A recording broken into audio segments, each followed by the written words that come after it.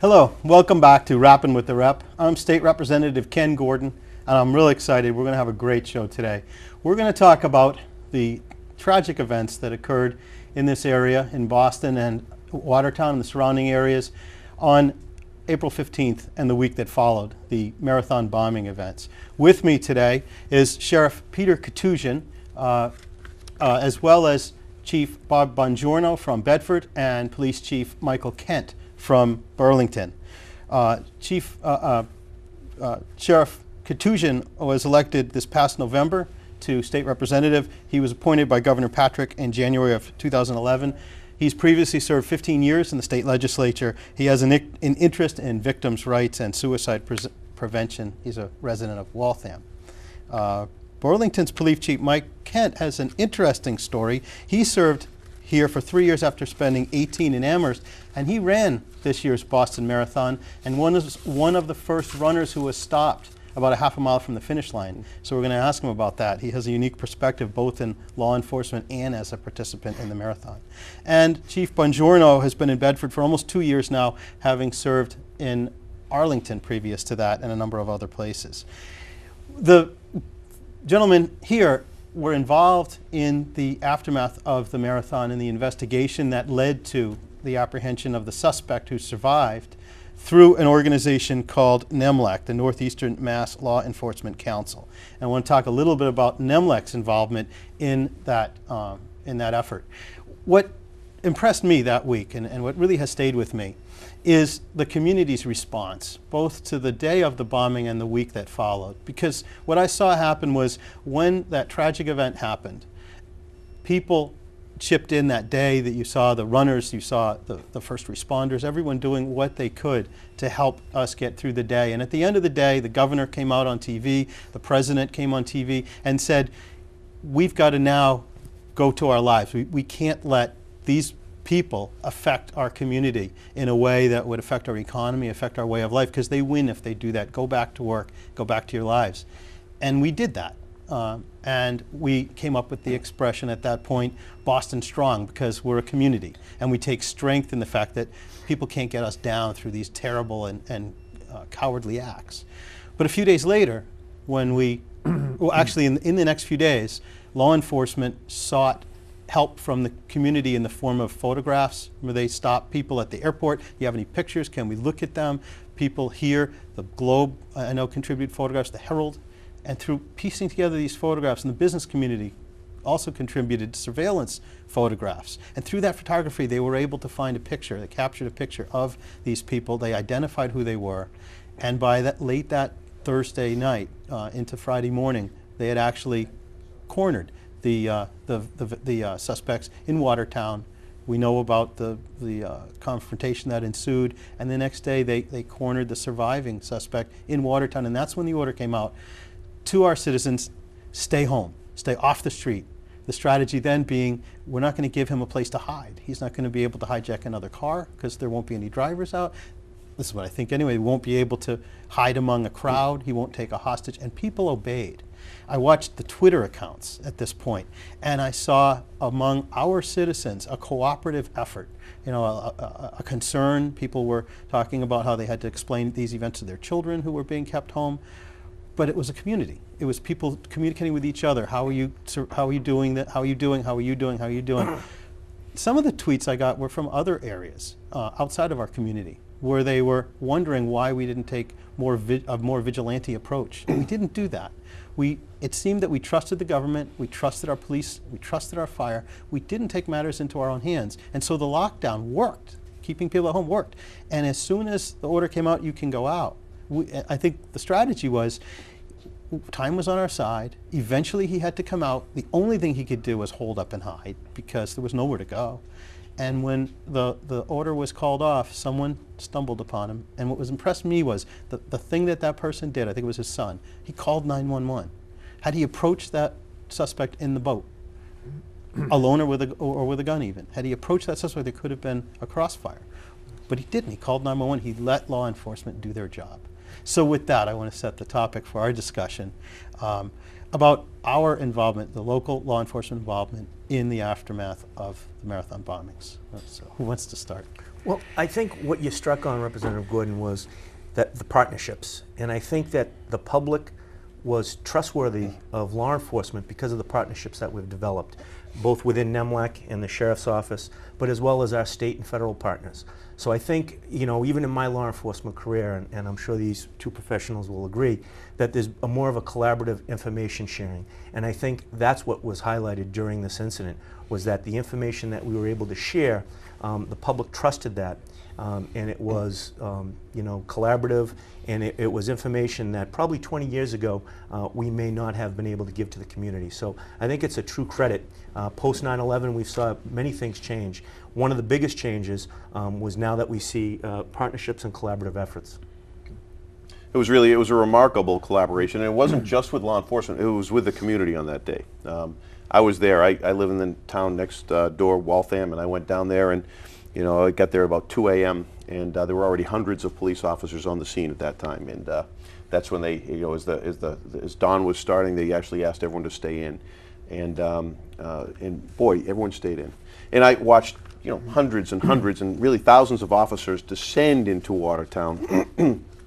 Officers from Burlington, you know, and from Bedford and from all the communities came in.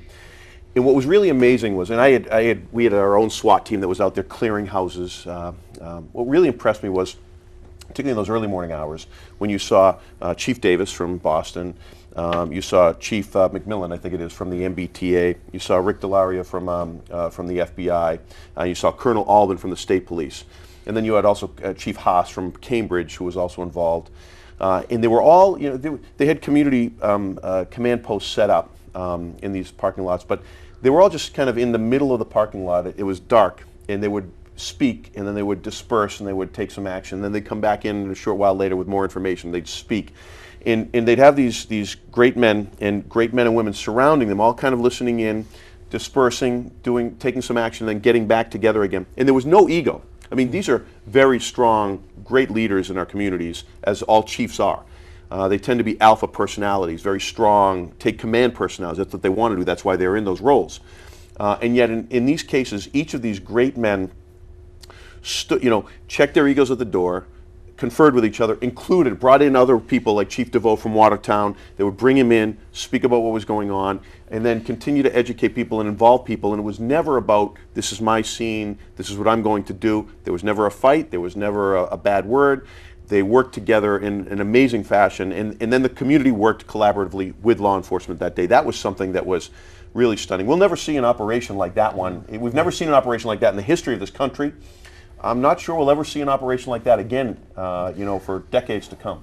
And you know, one of the things from a personal perspective that strikes me is I'll never forget the image, and you talk about the community, and the officer, I believe it was an MBTA transit officer, walking up with 2 gallons of milk to a house in Watertown because the people could not leave the house. Right. That's a vision. That's community policing.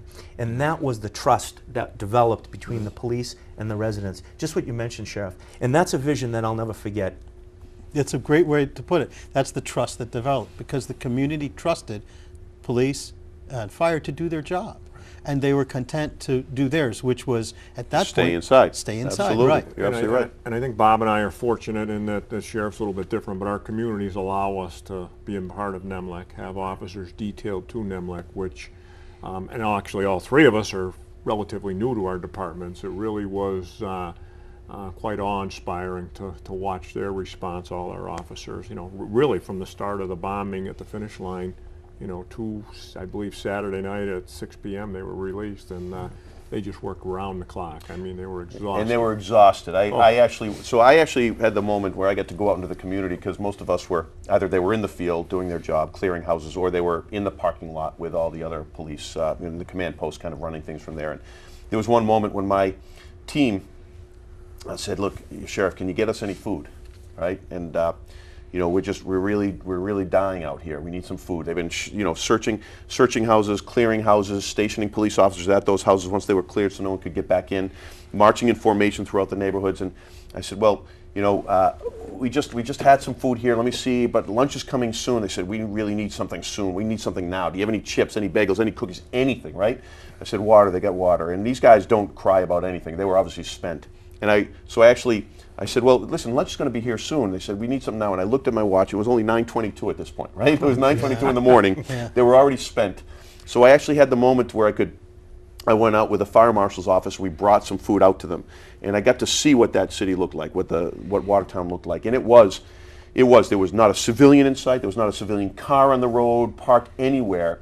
It was all police. It was all, paramilitary. It was people marching in formation, clearing houses, large groups of officers, police vehicles throughout the streets.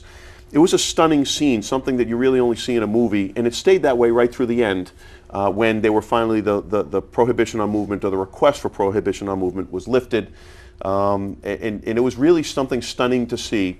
These great men and women clearing houses, never knowing at the turn of any turn in a house or around a house, whether they were going to be shot, or whether there was going to be an explosion, an IED that was going to be thrown at them. That was what they worked under all day long, these great men and women of law enforcement all day long. And it was just, they should really be just saluted for that work, because finally we get to a point where people can really appreciate what law enforcement does for communities every single day. People don't really get a chance to appreciate that, particularly with law enforcement, as much as they really should. And I think the community, as I was walking around the Bedford community, I'd like to share a story. I was walking to a retirement party, and there was a vehicle that was stopped in traffic, and as I walked across, there was a gentleman that was in traffic, and he said to me, "Did Bedford send police into Boston and Watertown?" And I said, "Yes." I said, "We had 5 members of our organization on the ground from the time the bomb went off until the capture on Friday night." And the look on his face, he was beaming with pride. Right. And that was the Yeah. community pride that we're talking. And again, people ask me, what are the short-term goals? And I think the short-term goals was an added respect for what the men and women in law enforcement and public safety and EMS do. And I think that was one of the short-term takes from this. From every tragedy comes something positive. And I think positive from this was the respect that the residents had for their men and women in law enforcement. That's right. That's right. Chief Kent, did you have that same type of experience Yeah, afterwards? absolutely. The community rallied around phone calls and things of that nature.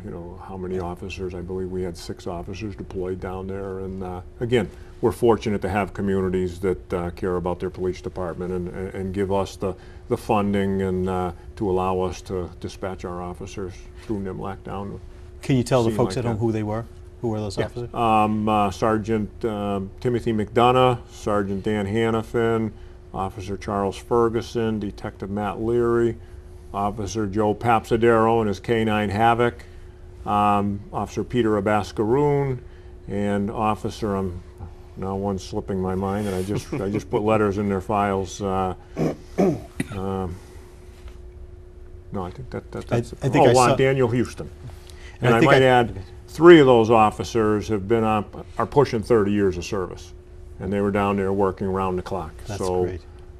Again, and I'm sure these. And it's not, and also, Representative, it's not just the fact, because, so we had about, I think, 25 SWAT guys out, we had K-9s, we had our command posts and all those things. But, so, in order to have those men on the scene, and we were there all week, I went down that Monday afternoon, actually, after the bombing, I went down, we were deployed, we met up in Woburn and moved down to 93, and we were stationed by the Boston Police Department.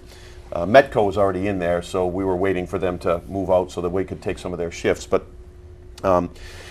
in putting people on the ground for any department, what it also means is that department has to cover those shifts too. And so we had a tremendous amount of response and people, that were willing to cover the shifts for the 25 to 35 that were there almost 24/7 through that whole week, covering, making sure people were feeling protected. And we had a tremendous amount of response from all the others, members of the office that didn't get the credit, probably like your folks, that didn't get the credit, didn't get the kind of the glory, so to speak, of being there, but did just as much in many ways by protecting their own citizenry and protecting those shifts, so that we were able to then send those people into the field. Representative, I think this is probably a great opportunity to talk about the units within NEMLAC. People are probably saying, what units are in NEMLAC? So the Northeast Law Enforcement, the Northeastern Massachusetts Law Enforcement Council is made up of a SWAT unit, a rapid response unit, a MODI unit, a communication and an IMAT unit, as well as a computer crime unit. So all these entities of NEMLAC were activated during this, and it's the member agencies that fund and also supply officers that make NEMLAC great. Back in 1963, 8 progressive chiefs had this great thought of sharing resources and collaboration, and it was from those original 8 communities, which we are 54 cities and communities, including 2 sheriff's departments. We make up 1.6 million people, and it covers Essex County and Middlesex County, so it really is a great collaborative, large entity. Yeah. So how does that work? Do you get a call from someone from NEMLAC saying, we need your resources now? Exactly. They does that have work? it's very professional, a paging system. If I'm a chief and I have an incident where I need, well, you know, you always think of the things of a SWAT unit for, God forbid, an active shooter, a barricaded suspect. It can be something as a Sunday afternoon, the mother looks out in her backyard and her 3-year-old's wandered away. Where is he? Patrols go in, they check the neighborhood, can't find him. With a phone call, the rapid response team, you can have 100 officers here within an hour. Yes. And they're trained, they train together, they know how to search. So it just, that's an example. People don't always think of that side of it. The computer crimes unit, the motor unit, if you have a dignitary come into town, they all carry a lot of weight, and are just, as a chief of police, to have that a phone call away, the best insurance I've ever seen. It's really the regionalization of law enforcement without giving up sort of your own Local control. local control Exactly, and yeah. your own knowledge and local Yeah. control over your municipality, but you get to share these resources. Each municipality can't provide those resources. We have more resources than some of the towns, simply because the largesse of our office, but also the funding resources we can get through the federal government, through the sheriff's office, and we have 1.6 million people in the county. So we are able to get some of those things, but we always lend them into NEMLEC. And NEMLEC, before really the sheriff's office was as involved, you know, they had their community command centers and they had their canines. The computer crimes unit is a very significant one. We think in terms of all the action that we see, the dogs, the firepower, the weapons, the vehicles. We don't realize that so many more crimes are being committed through the internet, digitally, child abuse, child pornography, child enticement cases, scamming. All these things are being done, and we have a computer crimes unit through NEMLEC that is able to be accessed by any municipality in the county or in the association. They can have that expertise that they simply couldn't have on their own, and the state police and the DA's office and the FBI sometimes are just overwhelmed on their own. So it gives them the ability to get some things done for their community in the ways that they otherwise would never be able to do. Right. What's interesting to me is that one would think about the incident that happened in Watertown, and you expect to see the Watertown police, you expect to see the state police, but you had police from all over, and I attended the service for Sean Collier, and I met some of your police officers who attended there, and it was so moving to see the patches from all the different. Right. 5,000, a sea of blue with the white gloves and the hats. It was pretty powerful to see. Yeah, I remember we sat. We sat close next to each other. Yeah.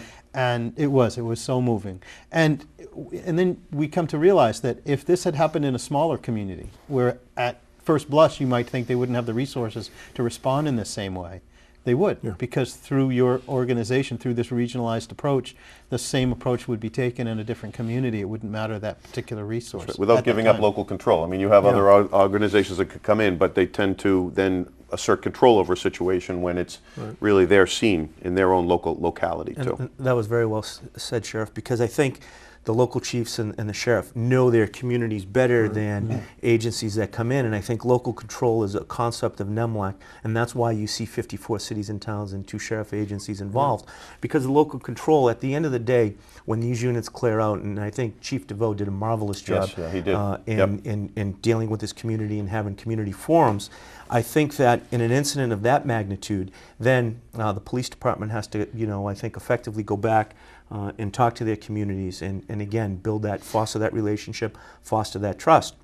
And I think local chiefs have a better aspect and an understanding of their communities than agencies that might come in from outside. And one thing that's really important in chiefs, I don't know if you were at the Middlesex Chiefs meeting when Chief DeVoe spoke up at Medford when he had that meeting. It was really powerful what he said, because he was there and he was on scene, and chiefs have certain talents and places of expertise, and he knew some of what they were doing out there was not his expertise. He took a step back and let others do that. They always included him. It was really amazing again to see. One thing he said at the end was when he kept getting on, at the end when the governor and the mayor and others were making statements to the press, it happened a few times during the day, they always had Chief DeVoe on there, and Chief DeVoe would you know, calm his city, and he'd say, please stay inside, thank you for your cooperation.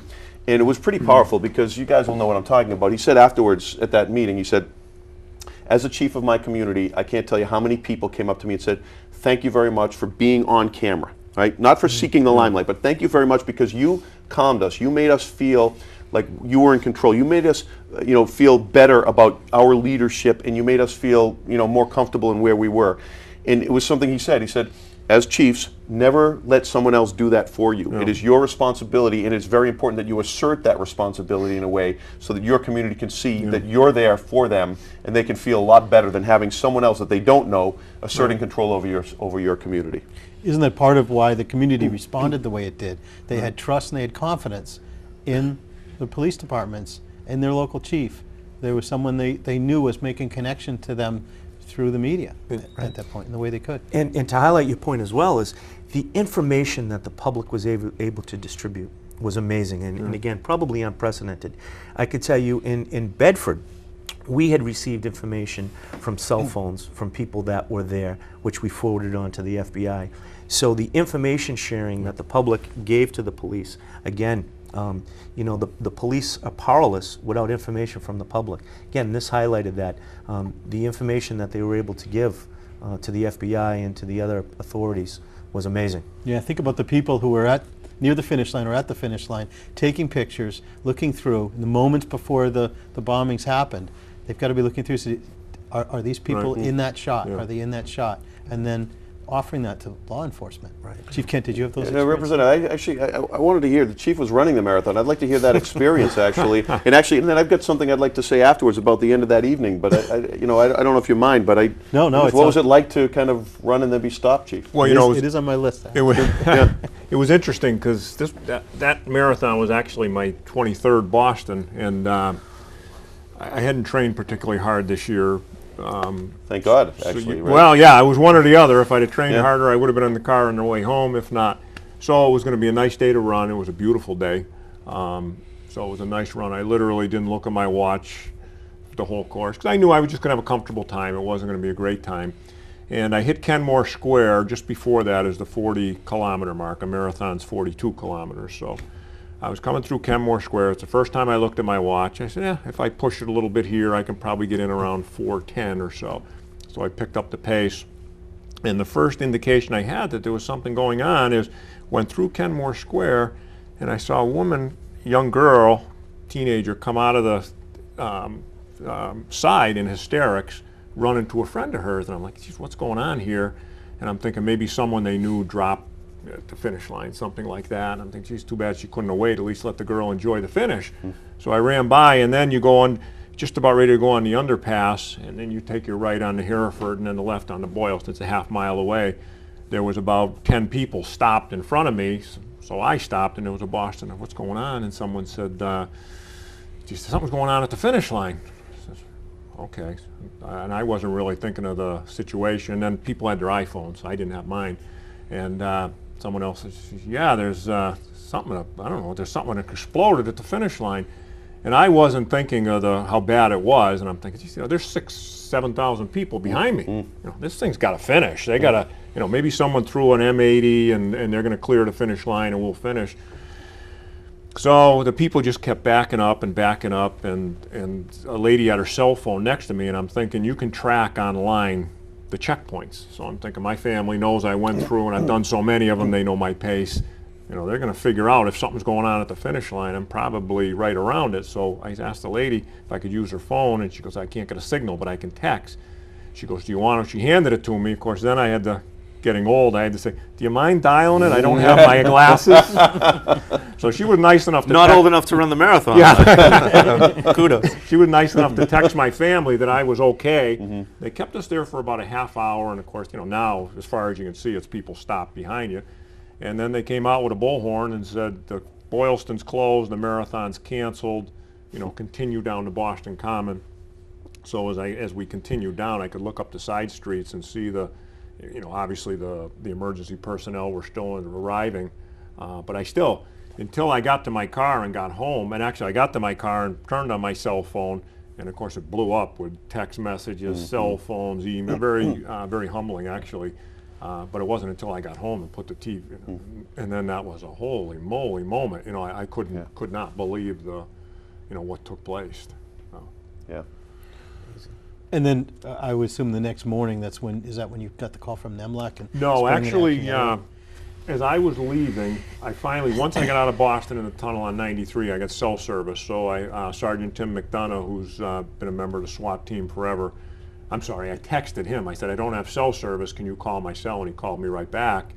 And I said, what's going on? And he said, there's a pretty good explosion. They hadn't been called out yet, but They were on standby at that point. Okay, yeah. They had staged in Woburn, Right. and I think that all of NEMLEC, SWAT, and RIT were on standby per Boston. Right. So And then shortly thereafter, they got the call, and they all headed in for. So for that the was that duration. scene. It was stationed by that new exit Commerce, I think, Yeah, somewhere up there. And Right. actually, I went there too, and Yeah. it was amazing. They had, I don't know, 50 or 60 cars from NEMLEC, actually, including some SWAT vehicles, all just in one line heading into Boston, just one Yeah. long line with the lights going, and they proceeded right in by Boston Police Station. And then just kind of waited, Yeah. because they had enough deployment throughout the city at that time, and so they didn't want to kind of put more people in there necessarily, so then they had to wait for some of those. So these guys, NEMLEC guys, actually had to wait for, I don't know how many hours. They were probably there, 8 or 10 hours anyway, before they were then able to go into the city and assist in that way, which was very frustrating for them, sitting in a parking lot for that period of time, knowing that that was what they needed to do before they went in. Yeah, but again, everyone did their job, and in doing so, and I think Chief Kent, you and I had talked about this, they didn't get in the way. They That's right, realized that's this right. is where we need to be. Right. Self-deployment is a very Self-deployment, bad thing. Absolutely, and, Yeah. and it shows what a disciplined organization that NEMLEC is, Right. and the officers that responded. I think the other thing that shows is the intelligence at that point. I think from the intelligence at that point was, from Boston, was that they didn't know what actually had happened, if there were more cell networks in town. So they were deploying officers to all the major infrastructure around the city, including hospitals and hotels, because as you can imagine, there were runners that were coming into the city. And at that point, I know that there was a talk about trying to keep the community calm. And Right, again, right. Commissioner Davis does a marvelous job of dealing with the community, but keeping the community calm and having a presence of force there to do that, so the city could move on, yet probably undertake the largest investigation that the city and the state has ever seen. That's right. And a lot of that was as much for safety as it was for keeping people calm. Yeah. I mean, I took my kids to the Big Apple Circus the next morning. We had tickets. It was one of those moments you're saying, geez, I don't know, is it safe or not? And yet I didn't want to, as it was said, you wanted to live your life. It was really important you went and lived your life. But when you went into town, there were thousands of police with the long guns in their uniforms, with their SWAT. It was a tremendous presence, and it was very calming to know that you could take your kids to the circus and you felt like you were protected in that area. It was very important for me and my family when we went in there. And you must have also felt important to do your part in showing the Boston strong right. community aspect. They can't get us down, and the show or the circus will go on. That's right. That's right. Yeah. So Chief Kent, so you came back from the marathon, tired as you must have been. How long did it take before you sprang back into action now as a police chief? Oh, well, as a chief, you're not a boot on the ground anymore. But no, I was in constant contact with my guys that were going into Boston, and I was back in work the next morning. So, just you worry about your community with something like that getting hit so close to home. Really, when you think about it, it's a relatively short distance as the crow flies. And I think a lot of this, we come full circle. A lot of this comes back to, particularly at the scene in Watertown, is the leadership. The boots on the ground represent the leadership. We're very lucky. Right. We got a great sheriff. Anything I've ever needed, he's a phone call away. Tim Albin's the colonel of the state police. His second in charge, Jim Hannafin, who's from Burlington, I might add. The state police were wonderful partners. NEMLEC, the leadership that was shown down there was phenomenal by all Yeah. parties involved. Talk about, Sheriff, the structure of the sheriff's involvement, Middlesex County Sheriff's Office. How is it? How did you become involved? What did you do on that day and another investigation? We participate with NEMLEC, so we don't sort of just go out on our own.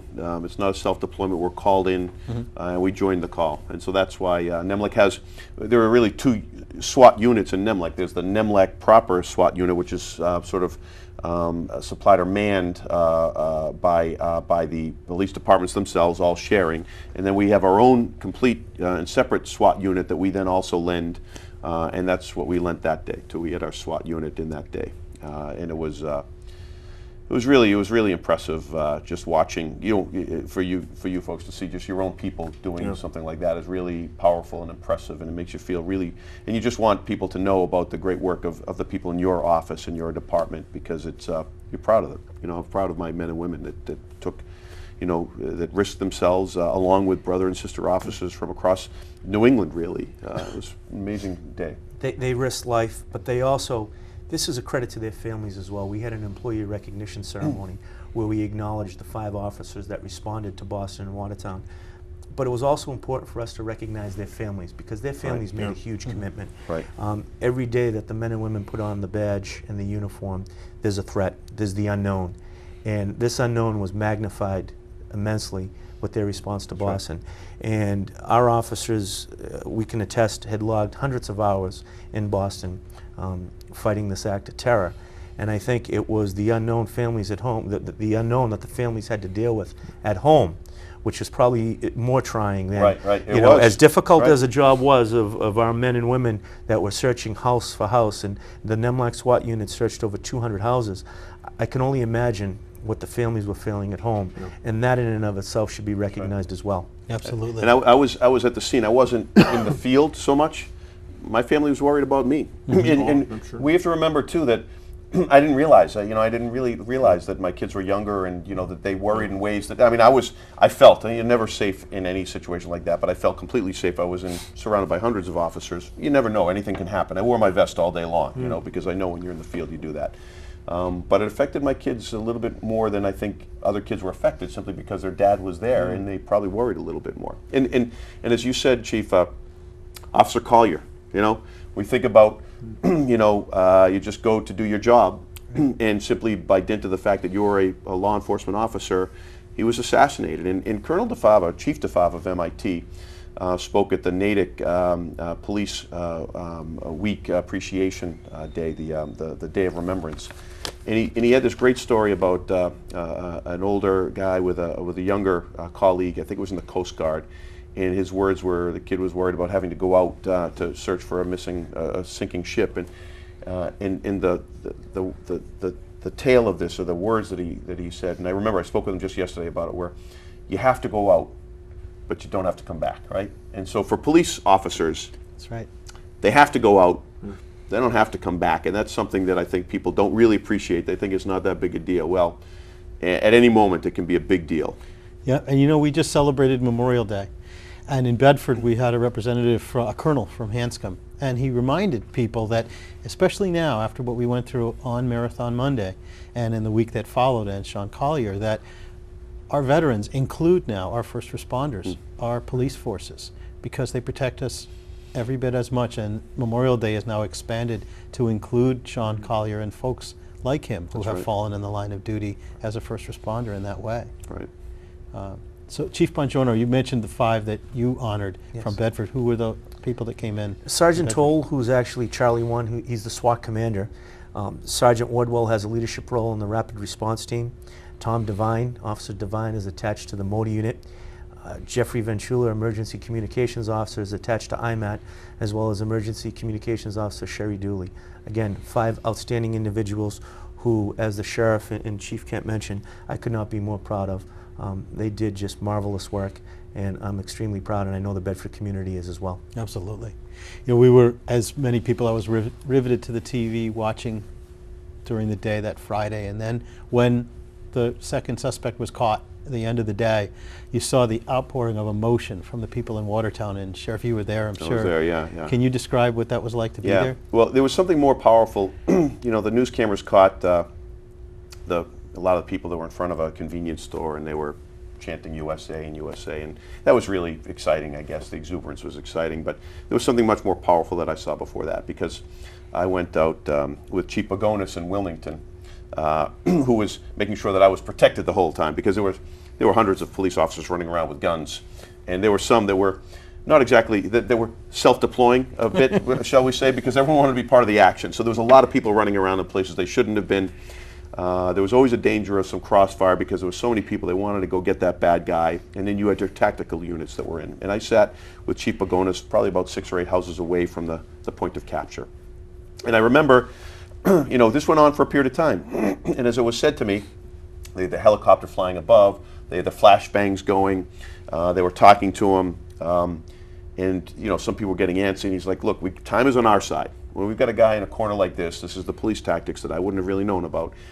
We can go to the bathroom, we can get something to eat, we can get something to drink. They cannot. So time is on our side, so let's take our time. And so they did that. But at the point of capture, it was pretty powerful moment because you were in the middle of this neighborhood, close-knit neighborhood with small streets. And the streets were choked with abandoned police vehicles, SWAT vehicles and police vehicles. They'd all drove there. They all left them in the middle of the streets, and it wasn't a problem. It was just that it was all just jammed. And so then, and you're in this close-knit community, you could see the lights were on, and you could see the TVs were on. They were watching CNN, they were watching Fox, they were watching local news, they were seeing what was going on. And there was the moment of the capture when it must have gone out on the radio, and they must have announced it over the televisions as well, when it was safe now to kind of go there and just to see the scene, because I wanted to see the actual the capture or some point of the capture. And on the way down, the word must have gone out through the televisions because it was on the way down. You couldn't see anyone in the houses, but you could see the lights on. And from the second story windows, really, you could hear people calling out, kind of quietly, but saying, just calling out thank you and great job. It was really, it gives me goosebumps right now thinking about it. And then you went down and I saw him being taken away by the ambulance, and it was just a wonderful moment. And as everyone now was leaving that scene, hundreds of officers just marching out informally, streaming out the different streets, and then people actually coming to the porches, and they were applauding, and they were yelling great job and thank you. And then as the further you got on, they were coming to the streets, they were coming to the sidewalks, and they were saying thank you. They were shaking your hands, they were giving you high fives, they were saying great job, they were asking you to shake the hands of their kids. That was, great people chanting in front of a convenience store was powerful, and that was wonderful, but this kind of homegrown, organic appreciation of a neighborhood, just at those moments, watching these great heroes walking back, tired and exhausted, was one of the most powerful experiences of my entire life, and I will never forget that moment. It was really something very special. Chief, as law enforcement yourself, how do you respond to that? How does that make you feel? Again, the pride, and listen to the sheriff eloquently describe that. You get choked up. The pride, but the pride in a different role. Again, as Chief Kent mentioned, in our role, it's the supporting our troops, our officers that were there, and in that role, and it's a new role for me, and I think it's a role that we have to play. And again, the credit due is to the men and women of our department that were there, fighting the fight, defending essentially the nation. From a personal perspective, on that Saturday, my wife and I had said, what can we do after the capture on Friday night? And we went into the Red Sox game. And I can tell you from a personal perspective, Wow. The Red Sox did a fantastic job, and they had the first responders from Boston, surrounding communities, as well as Nemlac on the field. They did a great video presentation, a capture of the events, and then Neil Diamond coming out into the eighth inning. That, for me, from a personal perspective, was probably such a patriotic feeling that I had, and how proud I was to be in law enforcement, and how proud I was of the officers that responded to Boston and Watertown. Yeah. Top that, Chief Kent. You can't top that one. Sweet Caroline, that's unbelievable. I'll never listen. Again, the song was probably getting old for many of us that were in Boston. Yeah, it was. But every time I hear that song now, it has Totally new different. meaning. Right. It's totally different. Yeah, it's completely revived. And did you know, being at the game, that he had just volunteered and called up and said, I want to do this? No, I didn't, and I found that later out in the news. But at that time, I thought that the Red Sox had planned that, and it wasn't until a day or so later that I found out it was unplanned. Yeah, either way, it was great. Chief Kent, your reaction? It's the same thing. You're so proud of your personnel, but also, again, the way the whole community at large, this segment of the community responded, and it's just it's almost humbling the way the officers were treated, and I think we're all humbled by the response from the community. It was very. It must have been so emotional as a job well done. On that day, no civilian was harmed on Friday. And that, starting out, I mean, we didn't know that would be the case. and law enforcement did its job, and like you say, just waited the guy out. Yeah, and we were, listen, that night when they lifted the prohibition on movement, I think it was really a realization that we were pretty sure he was there, not we, but they were pretty sure he was in that area, but after that whole day of search, you can't keep people in the whole rest of the night while you're searching. It becomes more dangerous as well.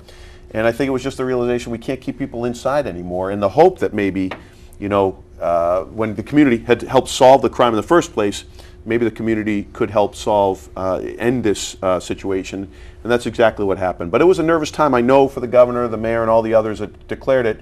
They were not exactly sure they just weren't sure what the right thing, but they knew they couldn't keep people hemmed in. I mean, during the day, you have to remember that there was talk that that they stopped the train in Connecticut. There was southbound to Connecticut. There was a taxi that had left early morning That's from right, Arsenal that's Street right. in Watertown. Right, and there was supposed to be blood spatter that matched the blood. And there was a guy that was detained in Midas, in a place in Watertown that was non-compliant that they thought might be involved. There was a call by someone else that called in saying, I'm being held at gunpoint right now. That was a false call.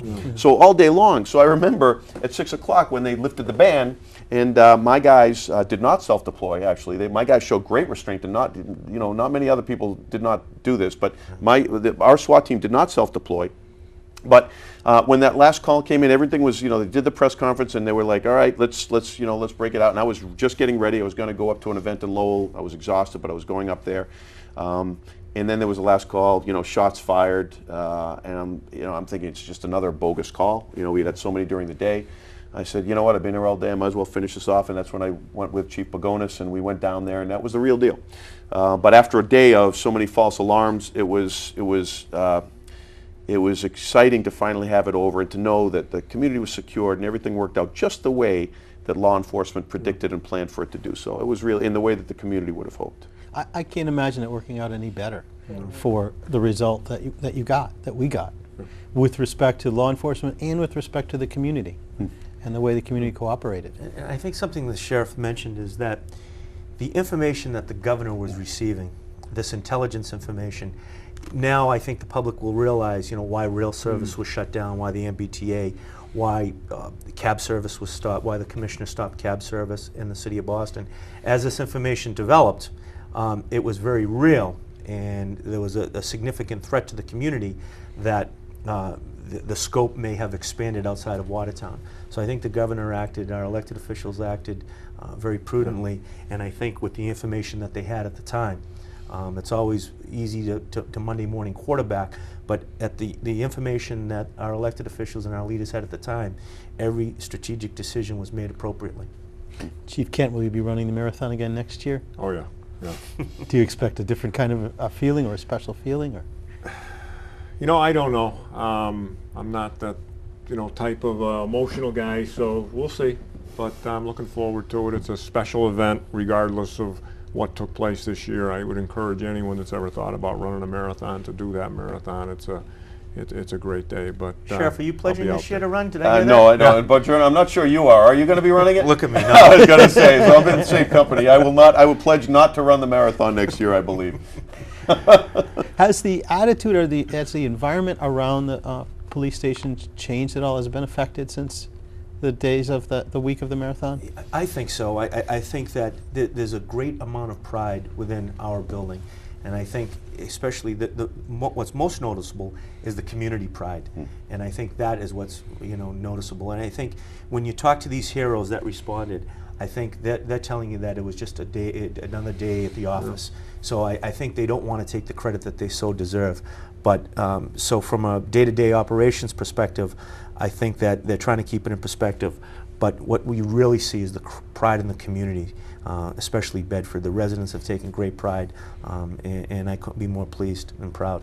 Chief Kent, do you notice a difference in Burlington? Yeah, I think you do. I think, as a whole, the officers are proud of the officers that responded down. But I think even, that scene in Watertown that erupted, it's when you're in kind of a bedroom community, it's a wake-up call, again, where things, it can happen in any of our communities. Those bad guys could have been up here. I'm sure Chief Bongiorno will tell you, when that fellow was still at large, I was worried about Burlington. You're so close by. There's so many soft targets. You know, let's face it, the guy's a nut. Is he going to drive to Burlington and do something? And we had multiple communication throughout the day Yeah. with neighboring communities talking about that very threat, increasing security. We had issues in Lexington, in Bedford, and Yeah. Burlington. So all the chiefs were collaborating and putting a plan in place if it came into our local communities.